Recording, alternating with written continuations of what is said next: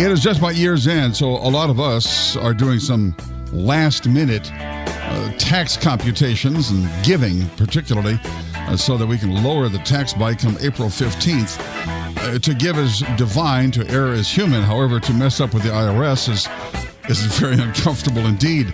Joining us right now is Joe Mastriano, who is an IRS problem specialist. Joe, good morning. How are you? Good morning. Someone told me to forgive was divine, but it's very hard to forgive the IRS. Well, I tell you, I've found actually in my personal experience, my wife is better at this stuff than I am. She reminded me over the weekend that we do not have the proper paperwork on a couple of donations that we made during the course of the year, and it's my job to get it, because otherwise, if ever questioned, that wouldn't pass muster. What kind of paperwork's necessary? Yeah, and actually you may be audited just because of that. If you have over $250, you need to get a receipt from the charity. But if you have over $500 on an item, you are required to have an appraisal, an independent appraisal, and there's a statement that's part of a form that has to get attached to the return.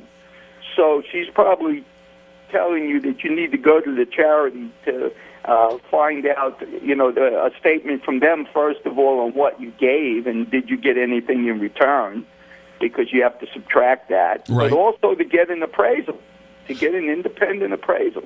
Joe, what if you give stock? There's actually a freebie in that. If you hold stock, first of all, the general rule is fair market value. So if you give stock that has a gain in it, you can deduct the fair market value. But if you hold stock for more than a year and the value went up, there's a freebie here, because normally when you cash it in, you'll have capital gains to pay on the appreciation, and then, of course, the value that you give will be a deduction, but the IRS will forgive the capital gains tax. So those people that have stock for more than a year when the value goes up, give the stock, not the cash, so you don't have to pay the capital gains tax on the appreciation. Final question for you, looping back around to the first conversation. You say you have to get an independent appraisal of, for example, say you give an antique to be auctioned off by some charity. What if you don't like the appraisal? Can you get a second and ignore the first? Yes. Well, sure. The IRS won't know you got the first appraisal. In fact, I represented a husband and wife attorneys that gave antiques. There is a problem, though. You've got to be careful, because if you recently bought it, they're going to use your purchase as the value.